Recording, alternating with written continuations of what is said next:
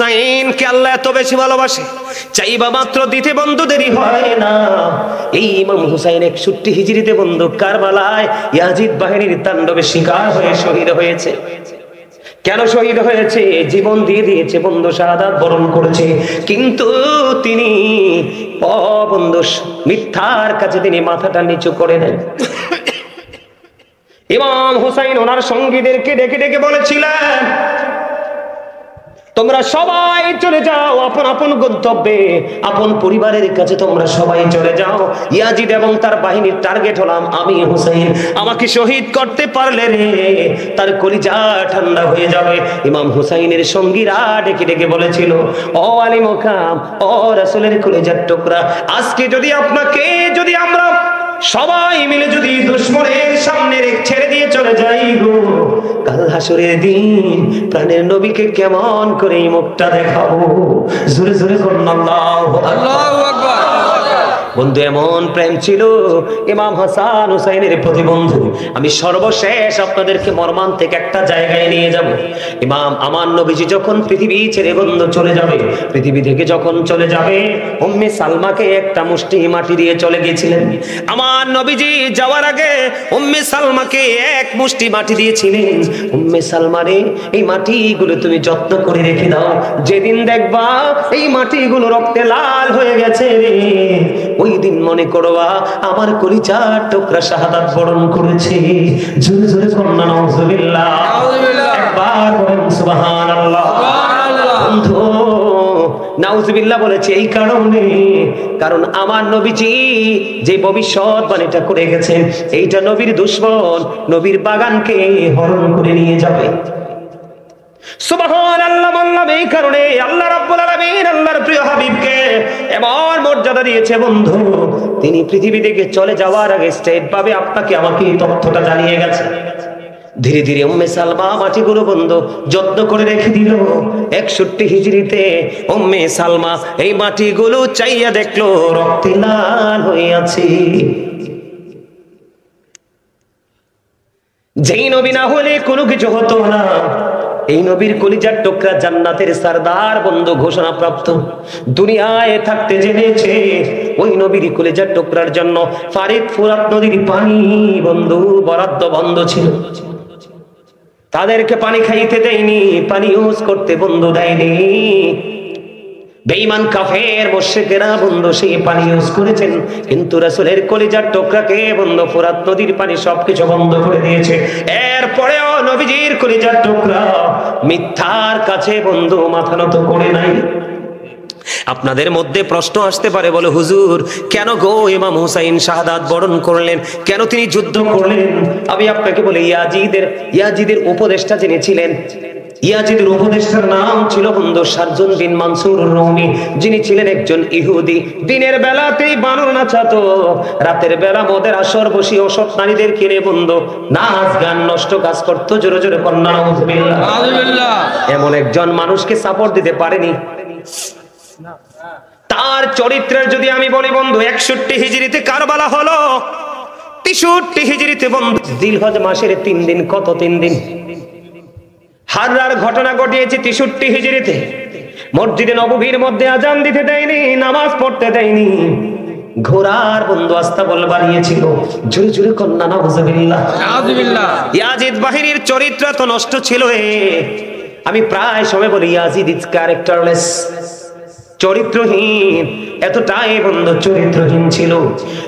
1000-এরও বেশি মহিলা ইয়াজিদ বাহিনীর তাণ্ডবে 63 হিজরিতে বন্ধু অবৈধ সন্তান প্রসব করেছে। জোরে কন্যা নাউজুবিল্লাহ। 700-র বেশি সাহাবীকে অতর্কিতভাবে হত্যা করেছে। 10,000-এরও বেশি মদিনার নাগরিককে বন্ধু হত্যা করেছে। ওই জিলহজের চাঁদের ওই 3 দিন মদ খাওয়া, জুয়া খেলা, গাঁজা খাওয়া, বন্ধ নারীদেরকে নিয়ে জিনা ব্যভিচারে লিপ্ত হওয়া, ইয়াজিদ বাহিনী সব কিছু বন্ধ বৈধ বলে ঘোষণা দিয়েছিল। এমন চরিত্রহীন মানুষকে কেউ নেতা মানতে পারে? আমরাও তো মানবো না। নবীজির কলিজার টুকরা কেমন করে মানবে? দেখেন ওনারা সত্যকে প্রতিষ্ঠিত করার জন্য, নবীজির কলিজার টুকরাদেরকে বাঁচানোর জন্য ওরা এমন ভাবে বন্ধু যুদ্ধ করেছিল, মাত্র 72 জন সঙ্গী নিয়ে। আমি যদি আপনাকে বলি বন্ধু, যুদ্ধ করতে করতে করতে করতে করতে করতে বন্ধু সর্বশেষে সবগুলো একক যুদ্ধ করতে করতে বন্ধু বন্ধু ইমাম হুসাইনের পালা চলে আসলো। বন্ধুরে আমার, ইমাম হুসাইন এমন অবস্থা হলো রে, নিজের সন্তান নিজের ভাই হযরতে হাসান রাদিয়াল্লাহু তাআলা আনহুর সন্তান হযরতে কাসিম রাদিয়াল্লাহু তাআলা আনহু একজন একজন করে বন্ধু শহীদ হয়ে গেল। তবে ইমাম হুসাইনের যে সন্তান আলী আকবর বন্ধু তিনি কি করলেন, যুদ্ধ যখন শুরু করলেন, এমন পরিস্থিতি হয়েছিল যুদ্ধের ময়দানে যুদ্ধ করতে করতে আর কলিজা মানে না, কলিজা ফেটে যাচ্ছে রে, এত উত্তপ্ত ছিল বন্ধু ওই পরিবেশটা, বালুকণাগুলো বন্ধু রৌদ্রের এত বেশি তীব্রতা ছিল। ইমাম হুসাইনের কাছে আলী আকবর চলে আসলো, আয়েশা বলে বাবা বাবা গো আমাকে একটা ফোঁটা পানি দাও, আমি তাদের উপর ইয়াজিদ বাহিনীর উপর হায়দারি আক্রমণ চালাবো।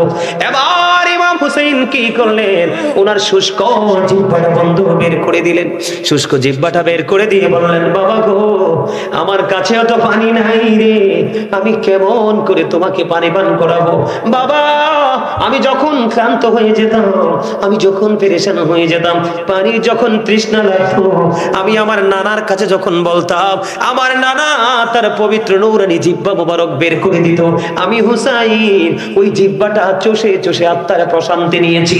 জোরে জোরে বলনা সুবহানাল্লাহ। এবার আলী আকবরকে একটা ডাক দিয়ে বললেন বন্ধু কারবালার ইতিহাস যতবার পড়েছি একটা বারো বন্ধু চোখের পানি ধরে রাখতে পারি, এই বুঝি ইতিহাস, এই বুঝি শিক্ষা, যেই নবী সারা জীবন আমাদের জন্য কাঁদলো রে, যেই নবীর কলিজার টুকরা আমাদের জন্য জীবন কুরবানি করে দিল, আজকে আমরা তাদেরকে নিয়ে কথা বলতে দ্বিধা করি না। কথা বলেন না কেন? সাধারণ মানুষ বললে বন্ধু মেনে নেওয়া যায় রে, মসজিদের মিম্বরে দাঁড়াইয়া, ঈদগার মিম্বরে দাঁড়াইয়া, এইরকম স্টেজে দাঁড়াইয়া দাঁড়াইয়া বসে বসে নবীজিকে ছোট করে কথা বলে, আপনারা বলেন এটা কখনোই কি মেনে নেওয়া যায়? আমি আপনাদেরকে বলি বন্ধু, নবীজিকে জবান দ্বারা, অন্তর দ্বারা, সমর্থন দ্বারা যেই কোনো ভাবে নবীজিকে যদি আপনি নিচু করেন, হ্যাঁ করেন, আপনার ঈমান তো থাকবে না, আপনি যেন কুফরি করে ফেলেছেন। অত্যন্ত গভীর ভাবে চিন্তা করবেন বন্ধু।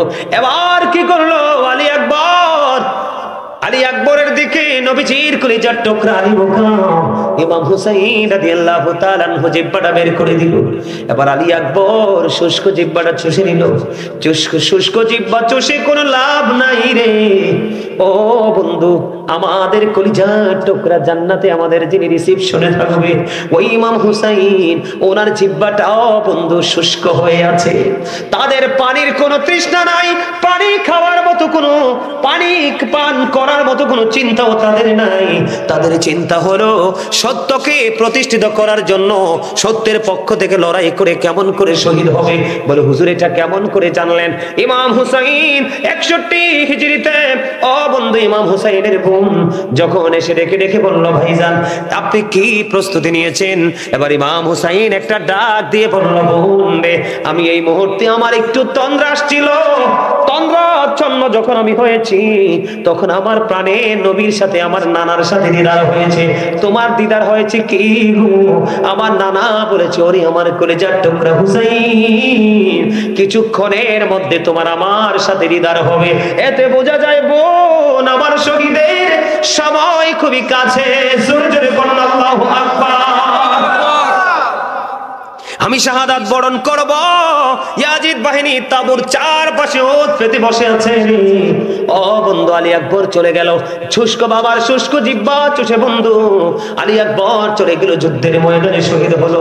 বাবা বলে একটা ডাক দিল, ইমাম হুসাইন যুদ্ধের ময়দানে যাইয়া দেখে রে ও বন্ধু তীর তার এমন ভাবে মুখে বেরিয়েছে, টানটা দিতে দেরি রে ওই কারবালার ময়দানে রক্তের বন্যা যেন বয়ে গেল বন্ধু।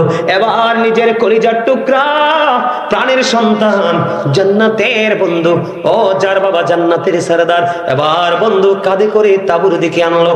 ইমাম হুসাইন যখন আলী আকবরের কাছে যাচ্ছিলেন তখনও নাকি একটা চুল দাঁড়িয়ে বন্ধু পাকনা ছিল না, কিন্তু আলী আকবরের ওই পবিত্র দেহ, নিতুর দেহ যখন কাঁধে নিল উনি নিয়ে তাঁবুর দিকে আসতেছে, ওই ইমাম হুসাইনের বোন ডেকে ডেকে বলছে, আমি চাইয়া দেখি রে আমার বোনের ভাইয়ের চুল দাড়িগুলো পাইকা সাদা হয়ে গেছে।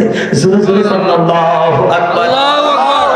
আর হযরতে হাসান রাদিয়াল্লাহু তাআলা আনহুর কলিজার টুকরা কাসেম রাদিয়াল্লাহু তাআলা আনহু বলল, চাচা চাচা গো, অনুমতি দাও গো, ওই সত্যের পথে সৈনিক হয়ে শাহাদাত বরণ করব, অনুমতি দাও। ইমাম হুসাইন বললেন, আমার ভাই পৃথিবী থেকে চলে গেছে রে, আমি কেমন করে অনুমতি দেই? এবার কাসেম রাদিয়াল্লাহু তাআলা ডেকে ডেকে বললেন, চাচা গো, না করো না, অনুমতি দাও না, আমি যুদ্ধের ময়দানে যেতে চাই বন্ধু। যুদ্ধের ময়দানে চলে গেলেন, যুদ্ধ করতে করতে কাসেম শহীদ হয়ে গেল। জোরে জোরে কন্যা ইন্না লিল্লাহি ওয়া ইন্না ইলাইহি রাজিউন। এবার বন্ধু ভাতিজার কাছে চলে গেল, যাইয়া ডেকে ডেকে বলতেছে, বাবা গো, তোমাকে সাহায্য করতে পারলাম না, কারণ আমি দুর্বল হয়ে পড়েছি। এবার কাসেম রাদিয়াল্লাহু তাআলা আনহুর এই পবিত্র দেহ তাঁবুর সামনে নিয়ে আসলো বন্ধু। এবার নিজে কেমন করে শাহাদাত বরণ করবে বন্ধু, এই চিন্তা তার ব্রেইনে কাজ করতেছে।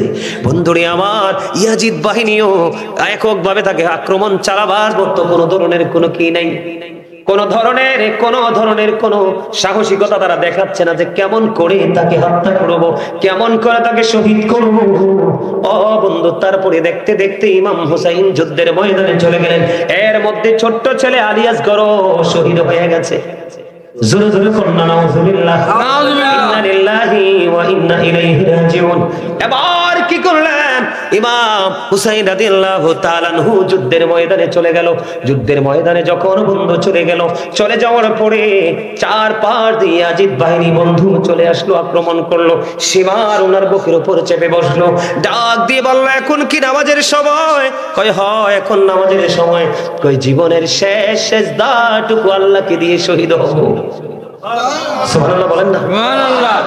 একদিকে নিজেই সত্যের জন্য জীবন দিতে প্রস্তুত, আরেকদিকে শহীদ হয়ে যাবে, কিছুক্ষণের মধ্যে পৃথিবী থেকে চলে যাবে, কিন্তু নামাজ ছাড়ে না। কিন্তু আপনার আমার মধ্যে আমরা যারা আছি, ইচ্ছে করে আজান দিলে ঘোরাঘুরি করছি, কিন্তু নামাজ পড়ছি না। ইমাম হুসাইনকে পাওয়া যাবে?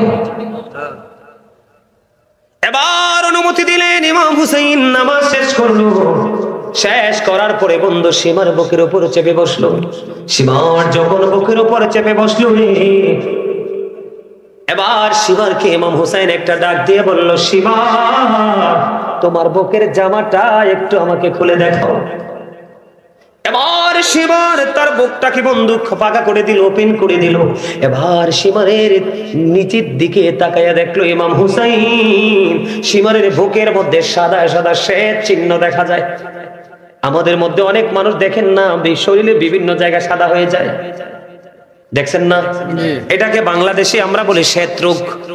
হাদিস শরীফের ভাষায় এটাকে কুষ্ঠ রোগ বা ডবল রোগ বলা হয়। এবার বন্ধু কি করলো,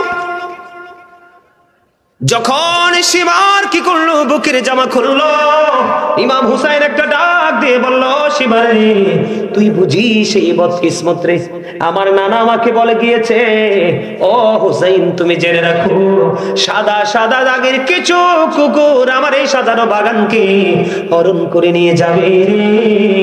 তুই বুঝি সেই বদকিসমত, আমার নানা বলে গিয়েছেন যে তোমাকে শহীদ করবে, তার মধ্যে সাদা সাদা শ্বেত চিহ্ন দেখা যাবে।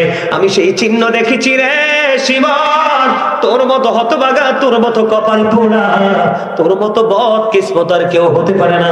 বন্ধু এবার কি করলেন, দেখতে দেখতে ইমাম হুসাইন রাদিয়াল্লাহু তাআলা আনহুর এই দেহ থেকে মাথাটাকে আলাদা করে দিল। বন্ধু আমি আপনাদেরকে বলে রাখি, ইয়াজিদ মনে করেছিল ইমাম হুসাইনকে বন্ধু শহীদ করলে অনেক বড় সমাধান হবে। তিনি মনে করছে অনেক বড় জোর, তিনি বন্ধু অনেক লং সময় তিনি রাজত্ব করতে পারবে। কিন্তু কিতাব খুলে দেখলাম ইমাম হুসাইনকে শহীদ করার পরে ইয়াজিদ মাত্র 2 বছর 8 মাস, মতান্তরে 3 বছর 8 মাস মাত্র পৃথিবীতে ছিল। আপনারা বলেন এটাকে হায়াত বলে? এটাকে জীবন বলে? ইমাম হুসাইন এবং সঙ্গীরা যখন শাহাদাত বরণ করেছিল, ও বন্ধু, এমন অবস্থা হয়েছিল তারা ইমাম হুসাইনের শহীদের পরে ইয়াজিদ বাহিনী একটা বন্ধু কি করতে পারে নাই। একটা মুহূর্ত, আমি শেষ করে দিচ্ছি, একটা মুহূর্ত বন্ধু শান্তিতে থাকতে পারে নাই। আমার দিকে থাকার একটা এক্সাম্পল দিব কি দিব না? নেওয়ার দরকার আসেনি? আজকে আমাদের দেশে অনেক বড় নিজেকে পীর, বড় আলেম দাবি করে, কিন্তু ইয়াজিদের পক্ষে কথা কয়, ইয়াজিদের প্রশংসা করে, আসে না নাই? এদের সীমানায় যাবেন না বন্ধু। নবীজি বলেছে, উম্মত তোমরা সাবধান থেকো, কিয়ামতের আগে পৃথিবীতে সবচেয়ে একটা মুচির চাইতে, একটা কামার চাইতে, একটা তাঁতি, একটা জেলের চাইতেও নিকৃষ্ট হবে কিয়ামতের আগে একজন আলেম। এখনই কিন্তু সে আলেমের চেহারা আমরা দেখতে পাই, আপনারা দেখেন কিনা জানি না। নবীজি বলেছে সাবধান থাকবেন বন্ধু। যেই ইয়াজিদ বাহিনী থেকে যেই ব্যক্তিটা বন্ধু ওই ফুরাত নদীতে তাদেরকে যাওয়ার জন্য, পানি সংগ্রহ করার জন্য বন্ধু বাধা দিয়েছিল, সৈনিক হিসাবে ইয়াজিদ বাহিনীর সৈনিক হিসাবে বন্ধু প্রতিবন্ধকতা সৃষ্টি করেছিল। ইমাম হুসাইন যখন শহীদ হয়ে গেল, ইমাম হুসাইন শহীদ হওয়ার পরে বন্ধু তার এমন তৃষ্ণা লাগলো, এমন বেশি তৃষ্ণা লাগছে বন্ধু রে, তে শুধু পানি বক্ষণ করে, শুধু পানি পান করে, যতই পানি পান করে কিন্তু তার পানি তৃষ্ণা মিটে না, যতই পানি পান করে তার বন্ধু পানির তৃষ্ণা মিটে না। সর্বশেষে যতই পানি খায় পানির তৃষ্ণা মিটে না, যতই পানি খাচ্ছে তার পেটটা শুধু বড় হচ্ছে, যতই পানি খাচ্ছে তার পেটটা শুধু বড় হচ্ছে, কিন্তু বন্ধু পানির তৃষ্ণা মিটে না। জোরে জোরে কন্যা নাউজুবিল্লাহ। কি হয় না? পানির বন্ধু তৃষ্ণা মিটে না। সর্বশেষে ওই পাহারাদার বন্ধু জনসম্মুখে, মানুষের সামনে পেট পুরো ব্রাস্ট, একটা ব্রাশ ফায়ার হয় যেমন, এরকম বন্ধু ব্রাশ হয়ে এসে জনগণের সামনে ইন্তেকাল করেছে। জোরে জোরে কন্যা আলহামদুলিল্লাহ, আলহামদুলিল্লাহ, আর জোরে বলেন আলহামদুলিল্লাহ, আলহামদুলিল্লাহ। ইয়াজিদ বাহিনীর এক একটা রূপ বন্ধু হয়েছে, লম্বার আলোচনাটা বাড়াইবো না, তবে একটা কথা বলবো, ইমাম হুসাইন যেদিন শহীদ হয়েছিল বন্ধু, সিরিয়ার যে কোনো পাথর সরাইলে তাজা রক্ত প্রবাহিত হতো। সূর্য এমন ভাবে সূর্য গ্রহণ হয়েছিল, মনে হয়েছিল গোটা পৃথিবী অন্ধকার হয়ে গেছিল, মনে হয়েছিল যেন এখনই কিয়ামত কায়েম হয়ে যাবে। জিনেরা পর্যন্ত উচ্চ আওয়াজে ক্রন্দন করেছিল রে। ইমাম হুসাইন যখন বন্ধু শাহাদাত বরণ করেছিল বন্ধু, এমন অবস্থা হয়েছে, আকাশ কেঁদেছে, বাতাস কেঁদেছে, জমিন কেঁদেছে বন্ধু, আসমান কেঁদেছে, কেঁদেছে স্বয়ং আমার আল্লাহ। জোরে জোরে কন্যা আল্লাহু আকবার। ইমাম হুসাইন শাহাদাত বরণ করার পরে বন্ধু দেখেন, এবার ইয়াজিদ বাহিনী ইয়াজিদের বাড়ির দিকে রওনা হলো। খেয়াল করবেন, ইয়াজিদের বাড়ির দিকে রওনা হলো ইমাম হুসাইনের পবিত্র মাথাটা নিয়ে। এবার যখন রওনা হলো, যাইতে যাইতে যাইতে যাইতে বন্ধু হঠাৎ রাত্র হয়ে গেল, সন্ধ্যা হয়ে গেল, সূর্য তার আপন গন্তব্যে লুকিয়ে গেল। ও বন্ধু, ওই তখনকার আকাশ থেকে তিনি হারিয়ে গেল। এবার অন্ধকার যখন হলো, ওই ইয়াজিদ বাহিনী রাস্তার ধারে একটা তাবু ঘেরলো। তাবু যখন গেড়েছিল যেখানে, ওই পাশেই বন্ধু পাহাড়ের চূড়ায় ছিল এক খ্রিস্টান পাদ্রী। তিনি শুনতে পাইলেন যে রাসূলের কলিজার টুকরাকে শহীদ করে ফেলেছে হুসাইনকে। এবার ওই খ্রিস্টান পাদ্রী সহ্য করতে পারে নাই, এবার খ্রিস্টান পাদ্রী খবর পেয়ে দৌড়ে চলে আসলো। তাঁবুর মধ্যে এসে ডেকে ডেকে বলল, তোমরা কে রে? ও তোমাদের কাছে আমি আজকে রাত্রের জন্য একটা অনুরোধ করব। কয় অনুরোধটা কি? কয় অনুরোধ হলো, নবীজির কলিজার টুকরা হুসাইনের এই পবিত্র মাথাটা শুধু আমাকে আজকের একটা রাত্রির জন্য দিবা। সকালবেলা আমি তোমাদের কাছে মাথাটা আবার হস্তান্তর করব, তার বিনিময়ে পাবে তোমরা 10,000 দিরহাম। এবার কি করলেন ইয়াজিদ বাহিনী? শুধু আপনাদেরকে বুঝাইতে চাই, ইমাম হুসাইন শহীদ হয়েছে বন্ধু সত্যকে কি করার জন্য? প্রতিষ্ঠিত করার জন্য। আর ইয়াজিদ বাহিনী একটার পর একটা অন্যায়, একটার পর একটা অপরাধ, একটার পর একটা জুলুম, তাও নবীজির কলিজার টুকরা নবীজির পরিবারের উপর করেছে, শুধুমাত্র পৃথিবীর লোভে পড়ে বন্ধু। কিন্তু তারা পৃথিবীতে বেশি দিন বিচরণ করতে পারে নাই। এবার ওই খ্রিস্টান পাদ্রী যখন বলল, ইমাম হুসাইনের মাথাটা আমাকে দিয়ে দাও, একটা রাত্রির জন্য 10,000 দিরহাম দিব, এবার তারা রাজি হয়ে গেলেন। 10,000 দিরহাম দিয়ে বন্ধু মাথাটা নিয়ে গেল। দেখেন বন্ধু, ইয়াজিদ কিন্তু তার বাহিনী মুসলমান ছিল। কি ছিল? তারা কিন্তু বেঈমান কাফের মুশরিক ছিল না বন্ধু। ইয়াজিদের বাবা আলী, ইয়াজিদের বাবা ছিলেন বন্ধু নবীজির একজন প্রিয় সাহাবী আমির মুয়াবিয়া। দেখেন একজন মুসলমান, এটাকে কেমন মুসলমান বলবো? ও বন্ধু, এটা হলো মুনাফিক মার্কা মুসলমান। কথা বলেন না কেন? বিরক্ত হইন না, আমি বুঝতেছি আপনাদের দেরি হয়ে যাচ্ছে, আমি শেষ করে দিচ্ছি। বন্ধু, মুনাফিক মার্কা মুসলমান। কিন্তু খ্রিস্টান দেখেন কি করতেছে। খ্রিস্টান বললো মাথাটা দাও, মাথাটা নিয়ে গেল বন্ধু। অত্যন্ত খ্রিস্টানরা কিন্তু অত্যন্ত চমৎকার ভাবে নিলেন। সবচেয়ে উত্তম সুগন্ধি লাগাইয়া, সবচেয়ে উত্তম পানি দিয়ে ইমাম হুসাইনের মাথাটাকে সুন্দর করে ধুতো করলো। ধুতো করে সুগন্ধি লাগাইয়া ও বন্ধু উঁচু একটা জায়গার মধ্যে রেখে দিল।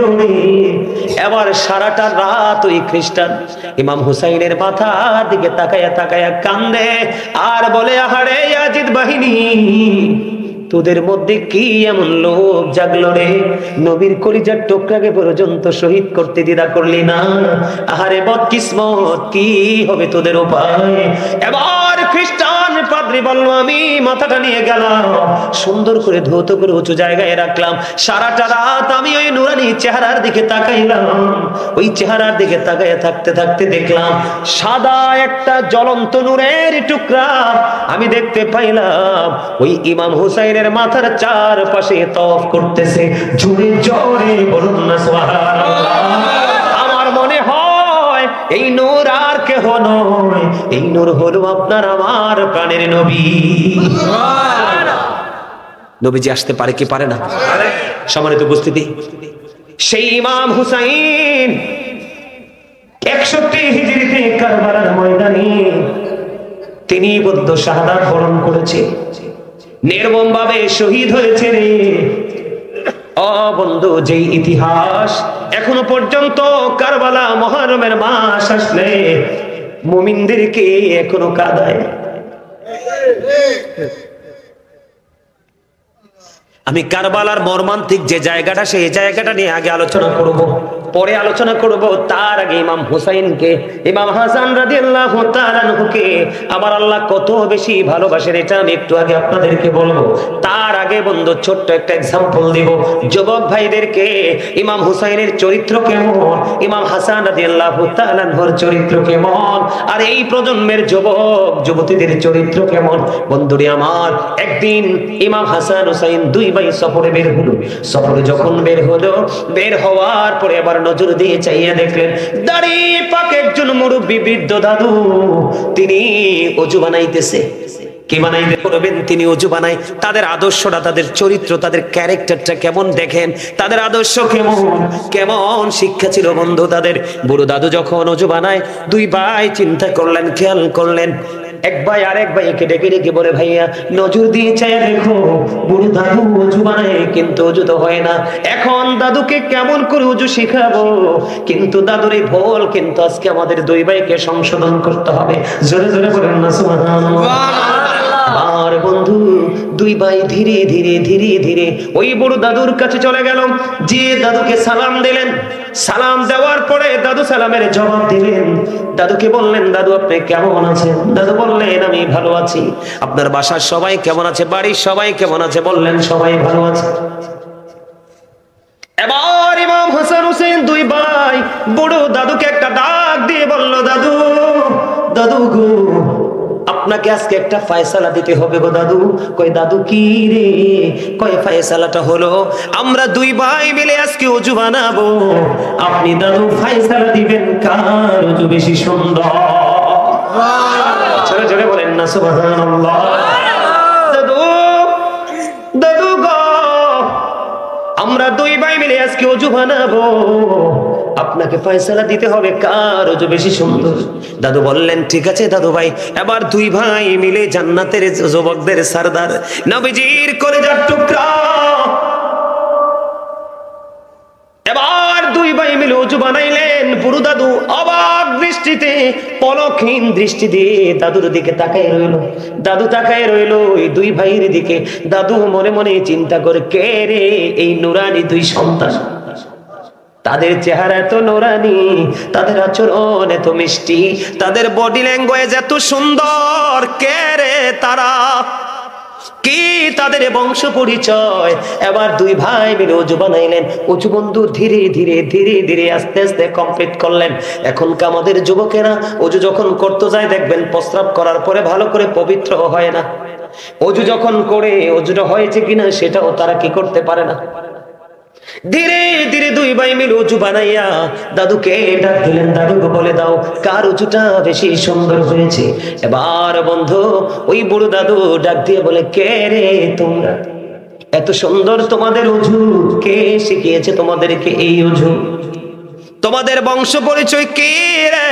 এবার ইমাম হাসান হুসাইন দুই ভাই ডাক দিয়ে বললেন, দাদু দাদু গো, আমরা পৃথিবীর কোন সাধারণ মানুষ নয়, আপনার নবী রাহমাতাল লিল আলামিন, আল্লাহর প্রিয় হাবিব, যার নাম আল্লাহ রেখেছেন হাবিবুল্লাহ, ওই নবী মুহাম্মদ রাসূলুল্লাহ সাল্লাল্লাহু আলাইহি ওয়াসাল্লাম কলিজার টুকরা ফাতেমা, ওই ফাতেমার কলিজার টুকরা আমরা দুই হাসান হুসাইন দুই ভাই। ঝরে ঝরে বলুন না সুবহানাল্লাহ। এবার ওই বুড়ো দাদু একটা ডাক দিয়ে বললেন, দাদু তোমরা দুই ভাইয়ের অজুটাই হয়েছে সুন্দর, আমি দাদু অজুটাই হয় নাই। ঝরে ঝরে বলুন না সুবহানাল্লাহ। আমরা যদি কেউ একটা এক্সাম্পল দিলাম, আমরা যদি কেউ অন্যায় করে তাকে আগে ধাক্কা মারি, তাকে অ্যাঙ্কার করি, তাকে যতটুকু ছোট করা যায়, তাকে যতটুকু ইনসাল্ট করা যায়, আমরা সেইটুকু চিন্তা করি। আর নবীজির কলিজার টুকরা ওই ইমাম হাসান হুসাইন দুই ভাইয়ের দিকে নজর দিয়ে দেখি, বন্ধু ভুল হয়েছে, দাদুকে ভুল বললে কষ্ট হবে, মুরব্বী মানুষ কষ্ট হবে, কষ্ট দেয়নি, দাদুকে পরীক্ষার মধ্যে ফালাই দিলেন। কৌশল করে বন্ধু দাদুর মধ্যে কি শিখিয়ে দিলেন? ওজু শিখিয়ে দিলেন। ঠিক তেমনি ভাবে 61 হিজরিতে পৃথিবীর মানুষকে সত্যের পক্ষে কেমন করে লড়াই করতে হয়, সত্যকে প্রতিষ্ঠিত করার জন্য কেমন করে লড়াই করতে হয়, কেমন করে বন্ধু যুদ্ধ করতে হয়, এই শিক্ষাটা ওই কারবালার ময়দান থেকে আপনাকে আমাকে দিয়ে গেছে। আপনারা মনে রাখবেন, সত্যবাদী জেন্টেল বন্ধুরে আমার, ওই মানুষগুলো যদি সংখ্যায় যদি অল্প হয়, আর মিথ্যাবাদী বেঈমান কাফের মুশরিক মুনাফিক যদি অসংখ্য হয়, মুষ্টিময় কিছু লোকের কাছেই তারা হেরে যাবে। আপনারা আমরা দেখবো কিনা জানি না বন্ধু, বেঈমান কাফের এবং মুসলমানদের বড় যুদ্ধ হবে। এই যুদ্ধ অনুষ্ঠিত হবে বন্ধু ভারতে। এই যুদ্ধের সম্ভাবনা আমরা দেখতে পাই। যুবক, কচু গাছ যেমনি বনে কাটে, বেঈমানেরা মুসলমানকে এমনি ভাবে কাটবে রে। এখনো সময় আছে, আলেমদের সাথে প্রেমের ডুরি লাগাও, তাদের কাছ থেকে কৌশল জানো, আল্লাহ রহমত কেমন করে পাওয়া যাবে সেই প্রত্যাশা করো, নয়তো বেঈমান কাফের সবল থেকে বাঁচতে পারবা না বন্ধু। সর্বশেষে মুসলমানরাই বিজয়ী হবে। সুবহানাল্লাহ। ইমাম হাসান হুসাইন একদিন আপনার আমার প্রাণের নবীর বন্ধু ইমাম হুসাইন নবীজির কাঁধে উঠলেন। খেয়াল করবেন বন্ধু আমি কি বুঝাইতে চাই। নবীজির কাঁধে উঠলেন, নবীজিকে ডেকে ডেকে বলে, নানা নানা গো, তুমি আজকে হবে ঘোড়া আর আমি হব সেই ঘোড়ার সওয়ার। আমার প্রাণের নবীকে ঘোড়া বানাইলেন। নবীজির কলিজার টুকরা ইমাম হুসাইন নবীজির কাঁধে উঠলেন। উঠে আবার নানাকে ডেকে ডেকে বলে, নানা নানা গো, বলে দাও না কে বড়, তুমি বড় নাকি আমি বড়? এবার আমার নবীজি একটা ডাক দিয়ে বললেন, নানা গো, এই উত্তরটা আমি দিব না, এই উত্তরটা তুমি দিয়ে দাও। এবার ইমাম হুসাইন একটা ডাক দিয়ে বললেন, নানা নানা গো, তুমি হৃদয় খুলে শোনো গো নানা,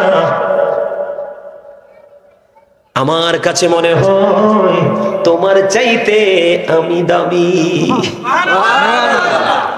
নানা নানা গো, তোমার চাইতে আমি দামি। নবীজি ইমাম হুসাইনের বিচক্ষণতা দেখে আশ্চর্য হয়ে গেলেন। এই ছোট্ট বাচ্চা কেমন করে কনফিডেন্সলি সে আনসারটা দিয়ে দিল, উত্তর দিয়ে দিল। এবার নবীজি ডেকে ডেকে বললেন, নানা তুমি একটু ব্যাখ্যা করে একটু এক্সপ্লেইন করো, তুমি কেমন করে আমার চাইতে বড়, আমার চাইতে দামি? এবার ইমাম হুসাইন ডাক দিয়ে বলে, নানা গো, আমার মা জান্নাতের সরদারিনী ফাতেমা, তোমার মা তো আমার মায়ের মতো না। জোরে জোরে বলেন না সুবহানাল্লাহ। ও বিক্রমর মানুষ, কত প্রেম কত ভালোবাসা হৃদয় ঢুকে দেখো রে। এবার নানাকে ডেকে ডেকে বলে, নানা গো, আমার বাবা শেরে খুদাদি, তোমার বাবা তো আমার বাবার মতো না। নানা নানা গো, আমার নানা রাহমাতাল লিল আলামিন, তোমার নানা তো আমার নানার মতো না। সুবহানাল্লাহ সুবহানাল্লাহ আলহামদুলিল্লাহ লা ইলাহা ইল্লাল্লাহ সুবহানাল্লাহ আলহামদুলিল্লাহ লা ইলাহা ইল্লাল্লাহ লা ইলাহা ইল্লাল্লাহ লা ইলাহা ইল্লাল্লাহ আমার নূরের পুতুল জগৎ করলেন ওজালা নবী, আমার নূরের পুতুল জগৎ করলেন ওজালা। রোজ হাসরে করবেন তিনি উম্মতের ফয়সালা। সুবহানাল্লাহ আলহামদুলিল্লাহ লা ইলাহা ইল্লাল্লাহ সুবহানাল্লাহ আলহামদুলিল্লাহ লা ইলাহা ইল্লাল্লাহ লা ইলাহা ইল্লাল্লাহ লা ইলাহা ইল্লাল্লাহ। আরশ কুরসি লৌহ কলম সৃষ্টি জাহান ওসিলা। আরশ কুরসি লৌহ কলম সৃষ্টি জাহান ওসিলা। নিজে আল্লাহ খুশি হইয়া নাম রাখলেন হাবিবুল্লাহ। সুবহানাল্লাহ আলহামদুলিল্লাহ লা ইলাহা ইল্লাল্লাহ সুবহানাল্লাহ আলহামদুলিল্লাহ লা ইলাহা ইল্লাল্লাহ লা ইলাহা ইল্লাল্লাহ লা ইলাহা ইল্লাল্লাহ। নামের সাথে নাম মিশাইয়া যারে আল্লাহ পাঠাইলা। নামের সাথে নাম মিশাইয়া যারে আল্লাহ পাঠাইলা। নিজে আল্লাহ দোস্ত বলে তাহার প্রেমে মজিলা। সুবহানাল্লাহ আলহামদুলিল্লাহ লা ইলাহা ইল্লাল্লাহ সুবহানাল্লাহ আলহামদুলিল্লাহ লা ইলাহা ইল্লাল্লাহ লা ইলাহা ইল্লাল্লাহ লা ইলাহা ইল্লাল্লাহ। শাহাদাতের বাণী ঠোঁটে আসিলেন কামনি বলা। শাহাদাতের বাণী ঠোঁটে আসিলেন কামনি বলা। মক্কাতে ফুটিল রবি নূরে মিন নূরে আলা। সুবহানাল্লাহ আলহামদুলিল্লাহ লা ইলাহা ইল্লাল্লাহ সুবহানাল্লাহ আলহামদুলিল্লাহ লা ইলাহা ইল্লাল্লাহ লা ইলাহা ইল্লাল্লাহ লা ইলাহা ইল্লাল্লাহ লা ইলাহা ইল্লাল্লাহ মুহাম্মাদুর রাসূলুল্লাহ সাল্লাল্লাহু আলাইহি ওয়াসাল্লাম। এটা হলো জান্নাতের মেহমানদের জন্য খারাপ। আপনারা বলেন রূহ শান্তি মিলছে কি মিলছে না? এই যত আমল করবেন রূহের শান্তি মিলবে, এটাই হলো রূহের খাবার। বন্ধু বলতেছিলাম রে, ইমাম হুসাইন এমন একটা নাম, ইমাম হাসান রাদিয়াল্লাহু তাআলা আনহু এত বড় প্রেমিক যার কথা বলে বন্ধু শেষ করা যায় না। একদিন এক গ্রাম্য লোক, আমি আগে তাদের মর্যাদাটা, তাদেরকে আল্লাহ কত ভালোবাসে শুধু এই জায়গাটা কয়েকটা এক্সাম্পল দিয়ে বন্ধু, তারপরে আমি কারবালার মর্মান্তিক অধ্যায় ঢুকবো। ইমাম হাসান হুসাইন এই দুই ভাইকে আল্লাহ কত বেশি ভালোবাসে দেখেন। একদিনে গ্রাম্য লোক, আপনার আমাদের মাঝে এমন মানুষ অনেক আছে না, নতুন গাছে ফল ধরলে আমরা মসজিদের হুজুরকে আগে খাওয়াবো, কথা বলেন আছে না নাই? বিশেষ করে এগুলো আগে ছিল, এখন এগুলো নাই, কারণ আলেমরাও নিজের জায়গায় নাই। আলেমরা যদি নিজের জায়গায় থাকতো তাহলে কোনোভাবে তাদের সম্মান ইজ্জত ক্ষুণ্ণ হতো না, কারণ তাদেরকে মর্যাদার মালিক বানাইছে কে? আল্লাহ। কথা বলেন না কেন? আল্লাহ। আমি প্রায় সময় আমার লেখা একটা প্রবাদ বলবনি, আমার লেখা একটা প্রবাদ বাক্য, বন্ধু আমি কিন্তু একজন রাইটার। আমি প্রায় ওয়াজে বলি মানুষকে বোঝানোর জন্য, কি লাভ হবে আমি অন্যজনকে দোষে, সব পেয়েছি আমি আমার আপন কর্ম দোষে। দোষ দিয়ে কাউকে লাভ হবে না। ইমাম হাসান হুসাইন দুই ভাইকে আমার আল্লাহ কত বেশি ভালোবাসে বন্ধু। ওই তৎকালীন সময়ে এক গ্রাম্য লোক, গ্রামের মানুষ আর কি, তিনি মনে মনে নিয়ত করলেন আমি একটা হরিণের বাচ্চা নবীজির দরবারে উপহার দিব। গ্রাম্য লোকটা কি করলেন, এখন হরিণ তো ধরতে হবে, একটা হরিণ, বড় না ছোট্ট একটা হরিণের বাচ্চা ধরলেন। হরিণ কিন্তু দেখতে খুবই মিষ্টি, সরাসরি দেখছেন না আপনারা? খুবই মিষ্টি, খুবই সুন্দর বন্ধু, দেখলে চক্ষু শীতল হয়। হরিণের একটা বাচ্চা ধরে আপনার আমার প্রাণী নবীর দরবারে এনে দিয়ে দিলেন। রাসূলের কলিজার টুকরা একজনকে হরিণের বাচ্চাটা দিয়ে দিলেন, আরেকজন এসে দেখি বললেন নানা নানা গো, ভাইয়াকে তুমি হরিণের বাচ্চা দিয়েছো, আমারও একটা হরিণের বাচ্চা লাগবে। কিন্তু নবীজির দরবারে এসেছে তো একটা, কয়টা? হরিণের বাচ্চা এসেছে মাত্র একটা রে, কিন্তু নবীজির কলিজার টুকরা কয়টা? ইমাম হুসাইন একটা ডাক দিয়ে বললেন দাদা গো, ভাইয়াকে তুমি হরিণ দিয়েছো খুবই সুন্দর, আমারও ঠিক সেই রকম একটা হরিণ লাগবে। বন্ধুরে আমার, ইমাম হুসাইন আপনার আমার প্রাণের নবীর কাছে এই হরিণীর বাচ্চাটা চাইতে দেরি রে। এবার বন্ধু নজর দিয়ে নবীজির সামনের দিকে চাইয়া দেখলো একটা বড় হরিণী আর একটা ছোট্ট বাচ্চা আমার নবীজির দরবারের দিকে দৌড়ে দৌড়ে আসছে। দৌড়ে চলে আসলো হরিণী। হরিণী আসার পরে আমার নবীজির সামনে আসলো, আল্লাহর কুদরত থেকে বন্ধ হরিণীর জবানটা খুলে গেল। হরিণী নবীজির সাথে কথা বলা শুরু করলেন, ইয়া রাসূলুল্লাহ, নবী গো, আপনি হলেন আল্লাহর প্রিয় হাবিব। হাবিবুল্লাহ নবী গো, আপনার কলিজার টুকরা হাসানকে যে হরিণের বাচ্চাটা ওই গ্রাম্য লোকটা ধরে এনে দিয়েছে, ইয়া রাসূলুল্লাহ, ওই বাচ্চাটার মা হইলাম আমি, আর আমি মা হয়ে আমার বাচ্চাই নবী গো দুইটা, আমার বাচ্চাই হলো মাত্র দুইটা, একটা গ্রাম্য লোক ধরে এনে আপনাকে দিয়ে দিয়েছি ইয়া রাসূলুল্লাহ, আমি মা হয়ে আমার আরেকটা বাচ্চা আপনার কলিজার টুকরা হুসাইনকে দিয়ে গেলাম। জোরে জোরে বলুন না সুবহানাল্লাহ, জোরে বলুন সুবহানাল্লাহ। ইমাম হুসাইন প্রতি আল্লাহ রাব্বুল আলামিন এত সন্তুষ্ট, এত খুশি, তাদের মর্যাদা বেশি। ইমাম হাসান হুসাইনকে আমার আল্লাহ কত বেশি ভালোবাসেন, কাউকে কম কাউকে বেশি এমনটি নয়। প্রত্যেকটা জায়গা বন্ধু অবজারভেশন করে দেখলাম, প্রত্যেকটা জায়গা খুঁজে খুঁজে দেখলাম নবীর কলিজার টুকরা আহলে বাইতের অন্যতম সদস্য। বিশেষ করে আজকে আপনাদের প্রধান অতিথি দেখেন, আমার চাই একটা চুলো এখনো পাকে নাই। কথা কন না কেন? উনি আজকের এই প্রোগ্রামের চিফ গেস্ট। কথা বলেন না কেন? তার মানে তিনিও কি ইয়াং মেন, ঠিক কিনা বলেন? আর জোরে বলেন। দেখেন মর্যাদা কথা, আমি ওনাকে খুশি করার জন্য বলছি না বন্ধু। এখন আমাদের দেশে রাগ করেন না কইলে, আমাদের দেশের নেতারা শরীর অনেক মোটা, তবে সবাই না।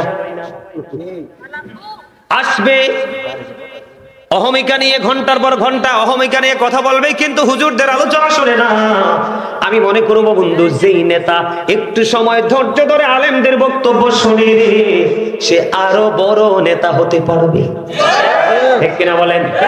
কারণ তার মধ্যে সবগুলো স্টেজ জানা থাকবে। গরিবকে কেমন করে ভালোবাসবো, গরিবের সাথে কিভাবে এলেয়াজ তৈরি করব, তাদেরকে কেমন ভাবে ভালোবাসা দিয়ে আমার ভালোবাসার চাদরের তরে আশ্রয় দিব, আর তাদেরকে ভালোবাসলে লাভটা কি হবে। আপনার একটা কথা বলে, পৃথিবীর বুকে যুগে যুগে যত বেশি নবী রাসূল এসেছিল, প্রত্যেকটা নবী রাসূলকে আগে স্যালুট দিয়েছে গরিবরা। এখন এই যুগে আইসাও দেখবেন ধনীরা বন্ধু মাহফিলে টাকাও দিতে চায় না, তবে সব ধনী একরকম না। কিছু আছে ব্যতিক্রম, এক্সক্লুসিভ, ঠিক কিনা বলেন? আর মাহফিলে বসার ধৈর্য বড় লোকদের নাই। এই জন্য আমি প্রায় সময় বলি, the rich are not always happy. ধনীরা সব সময় সুখী নয়। আর গরিবদের দিকে যদি যায়, the poor are born to suffer. গরিবরা জন্মগ্রহণ করেছে দুঃখ ভোগের জন্য। আর এই দুঃখ সাফারিংটা করে বন্ধু সমাজের ক্যারেক্টারলেস প্রভাবশালীর কারণে। কথা বলেন না কেন? হুজুর সে ক্যারেক্টারলেস কেন হয়? একটা মাত্র কারণ, জীবনে সব শ্রেণীর মানুষের সাথে বন্ধুত্ব করলো আর সমালোচনা শুধু আলেমদের করলো। আছে না নাই? আমি আগেই বলেছি সব তো একরকম নয়। আমার কাছে আজকে ভালো লাগলো বন্ধু, অনেক বেশি ভালো লাগছে। দুইজন অনারেবল পারসন পাশে বসে বসে আলোচনা শুনছে। এই মেসেজ যখন জানবে, একটা বক্তব্য দিতে গেলে বন্ধু যুবকদেরকে এই বক্তব্য দিয়ে তিনি উৎসাহিত করতে পারবে। কথা বলেন না কেন? আরো জোরে বলেন। আপনি যদি মনে করেন যে এটা বললে মান সম্মান ক্ষুণ্ণ হবে, নও, এটাই হলো বাস্তবতা। আপনি লেকচারার হতে হলে আরেকজন লেকচারারকে ফলো করতে হবে। বন্ধুরে আমার, এই জন্য বলেছি আমরাও তো যুবক, ইমাম হাসান হুসাইন তো যুবক। আমার মা বলে এটা দিব, কিন্তু মা দিতে পারে না। ইমাম হাসান হুসাইনের মা মুখ দিয়ে যেটা বাইর করে এটাই আল্লাহ বরাদ্দ দেয়। বন্ধুরে আমার দিকে তাকান। আমি আবারও বলছি যুবক বন্ধুরা, তোমরা ভালো করে শোনো, কারণ আমার তোমাদেরকে নিয়ে ভয়, আমি তোমাদেরকে নিয়ে আতঙ্কিত, আমি তোমাদেরকে নিয়ে শঙ্কিত। কারণ পৃথিবী নষ্ট হয়ে গেছে রে। বেঈমান কাফেররা অপসংস্কৃতি চর্চা করতে করতে বিশেষ করে মুসলমান ধ্বংসস্তূপের নিকটবর্তী হয়ে গেছে। বিশেষ করে আমার বর্তমান প্রজন্মের ইয়াং যুবক যুবতীরা বন্ধু ম্যাক্সিমামই ধ্বংসস্তূপ। 5000 যদি আমি খুঁজি, আমার অবজারভেশন 5000 খোঁজার পরে আমি 2-1 জন পাবো বন্ধু। 1-2 হাজারের মধ্যে আমি একজন পাবো না। কারণ আমার এলাকায় বন্ধু আমি দেখিয়েছি যে এতগুলো যুবকের মধ্যে একটা যুবকের মধ্যে ওই রকম তাকওয়া নাই। তাহলে আপনি বলেন পরবর্তী প্রজন্মের কি অবস্থা হবে? আমি আর একটা কথা বলি বন্ধু, এই যে আমার এই চাচারা যারা আছে, বাবার বয়সী যারা আছেন, আপনারা দর্শক সারিতে যারা আছেন, আমার কাছে মনে হয় আপনারা যদি পৃথিবী ছেড়ে চলে যান, কারণ আপনারা চলে যাওয়ার পরে পৃথিবীটার বেশি দিন টিকিয়ে রাখা সম্ভব হবে না। এখনো বড় হয়ে গেছে, লাঠি ভর্তি ভর্তি মসজিদে যায়। এখনো বড় হয়ে গেছে, হাঁটতে হাঁটতে মাহফিলে চলে আসে। আর যুবকরা স্ট্রং বন্ধু আসে না, একেবারেই তারা জান্নাতের বাগান থেকে বিচ্ছিন্ন হয়ে গেছে। এটা কখনোই আমাদের জন্য কোনো ধরনের ভালো সুফল বয়ে আনবে না। তবে এর মধ্যে এই প্রতিকূল অবস্থার মধ্যে যে যুবকগুলো প্রেমের ডুরি লাগাইয়া ও বন্ধু জীবনটাকে, আমি এই যে একটা ছেলে দেখেন আমার পাশে বসা ছিল, আমার জীবনে আমার পায়ে কাউকে আমি টাচ করতে দেই নাই। কত মানুষ আছে মুসাফা করতে বন্ধু, ইয়াং ম্যানরা আসে যে হুজুর আপনাকে একটু মেসেজ করে দেই, আমি কখনোই বন্ধু এটা করতে দেই নাই।